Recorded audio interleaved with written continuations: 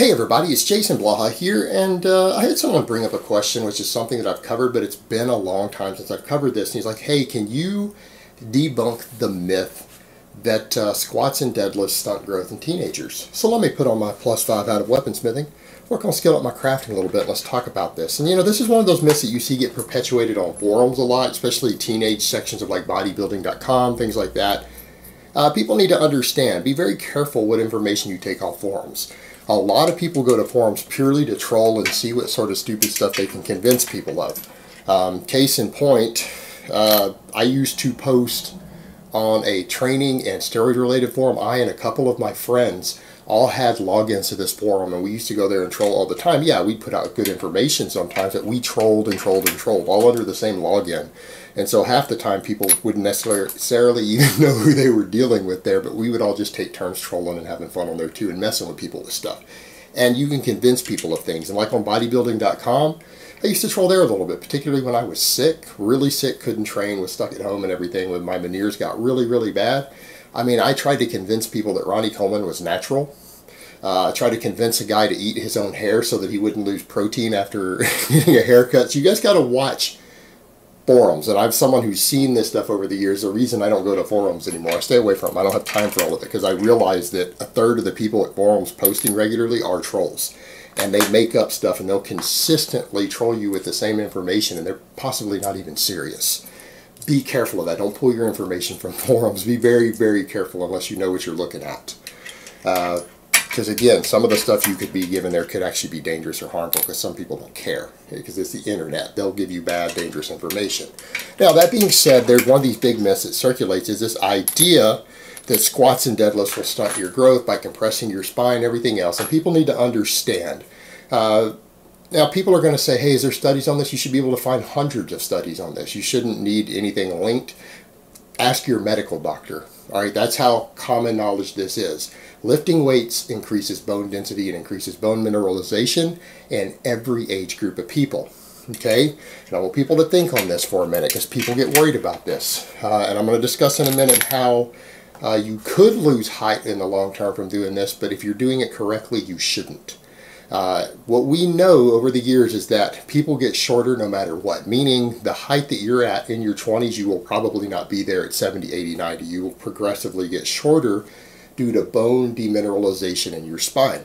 There is some wearing down of this there also, but it's the bone demineralization. All right, we know that people who lift weights, that slows down. All right, you have less chances of osteoporosis, you lose less bone density and mineralization in your spine. You retain height better if you do load-bearing exercises, particularly ones to where you're standing, overhead pressing, standing squats, deadlifts, things like that. These load-bearing exercises that put weight on the spine cause it to increase bone mineralization, and that's because lifting weights, just like people think of some of the micro tears in the fascia on their muscle fibers potentially leading to them getting thicker, well, the same thing happens with bones. Training puts little micro fractures all through your bones. All right, it causes small amounts of structural damage to them. Your body responds by filling in those cracks and adding more minerals, calcium, magnesium, all of that stuff. It makes your bones denser and stronger. All right, and it causes your body to shift things in that direction. It causes it to start flowing more minerals and everything to the bones as a stress response so that they become stronger.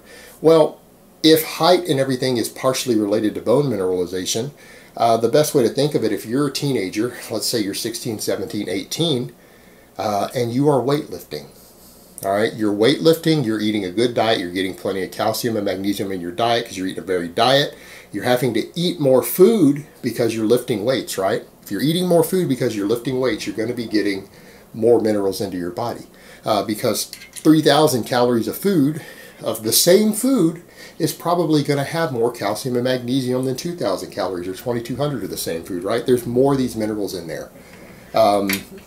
People who are physically active, who lift weights, train, they're going to be healthier. They're going to tend to have better hormone balances in their body that's going to affect the way these things work.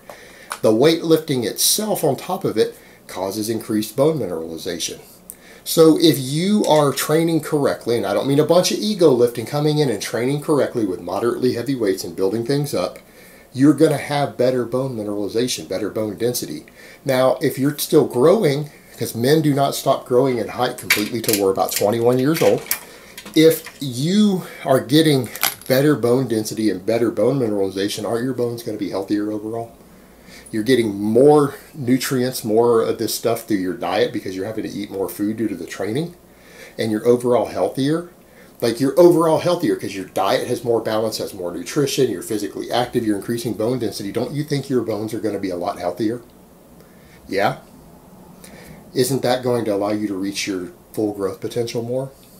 Meaning, a lot of people don't necessarily reach their genetic height. Nutrition, activity, everything else can affect people in a way to where they don't reach their full genetic height.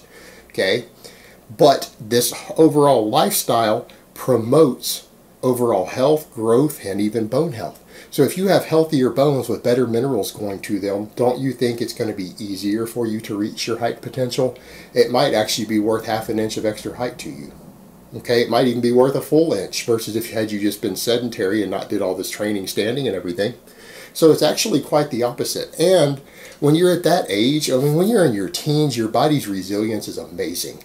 If you shouldn't be worrying about things like disc wearing down if you're training correctly. If anything, your disc and everything, because your hormone levels, your body's natural HGH production, IGF-1, all this stuff is so high that your connective tissue and cartilage and everything is actually going to grow. It's going to take any sort of stimulus and regenerate from trauma much, much quicker than when you're older. So if anything, all of this stuff is going to stay healthy from you doing proper load-bearing exercises. And the thing is, there's a big difference between doing a bunch of ego lifting with bad form and possibly hurting yourself. Yeah, if you rupture a disc, sure, you could lose height from it. You're going to lose height from a ruptured disc. It's going to be fractions of an inch, but you're going to lose height. But if you're training correctly, using good form, nice full range of motion, you're not ego lifting and you're just focusing on good progressive overload, and young guys do have that tendency to ego lift, you're not going to get ruptured disc. You're not going to hurt your back. Everything's going to be healthier. Use good technique. Use the deadlift and squat techniques and everything that I teach on this channel, my how-to playlist. Train correctly. Don't do a bunch of grinders. Don't bounce weights. Don't do heavy partials. All that stuff that's going to cause these problems.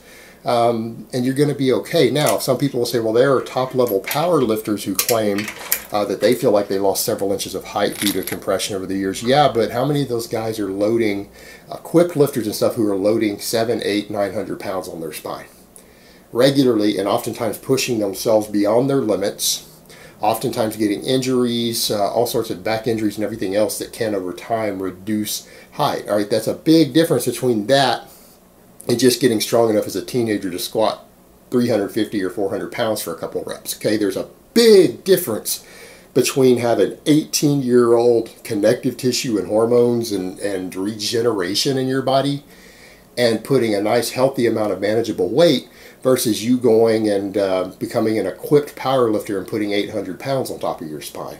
All right, there's a big difference between the two. And these are guys who are doing this well into their older age where they're losing that regeneration and they're loading excessive amounts of weight on their spine. All right, yeah, if you're regularly putting 800 pounds on top of your spine in your 30s, that very well could start to grind things down a little bit. But you're not going to see that with manageable normal weights, particularly if you're staying within your limits. You're just gradually using progressive overload with good technique, good form, not doing anything crazy to add extra weight that you don't need to add. But there's no reason a teenager who gets up to a 400-pound raw squat or a 500-pound raw deadlift is going to get shorter as a result of it. If anything, even getting to partially those numbers is, if anything, going to help you strengthen your spine, improve your bone density, and reach your overall height potential. You're going to be healthier for it. You're going to be better off for it, and you could actually help strengthen that stuff in a way that's going to help you for the rest of your life. You could be the person, if you do this right your entire life, who ends up being 2 or 3 inches taller than everyone else you went to high school with when you're 70 or 80 years old or 90. All right, you're going to end up being healthier than them, fitter than them, possibly taller than all of them if you do all this right for your entire life. Okay, it's not going to make you shorter. That's a myth that people perpetuate, and part of it might be just so that because a lot of teenagers started saying things like that because they didn't want to squat and deadlift. They didn't want to do those things, and that was their excuse. But don't allow excuses like that to give you misinformation and bad information that's going to be contrary to reality. And be very, very careful about what you read on training forums. I can tell you firsthand, there are tons of people at these places who are there just trolling you to convince you guys of idiotic stuff because they think it's funny, just to see how dumb people are. And they're actually probably making fun of you while they do this, while they're trying to convince you that this is true. If they can get you to actually believe it, they're laughing at you because it's not based on reality at all. Alright guys, but that's really all I have to say on that today. I hope it's been informative, and I will talk to you guys next time.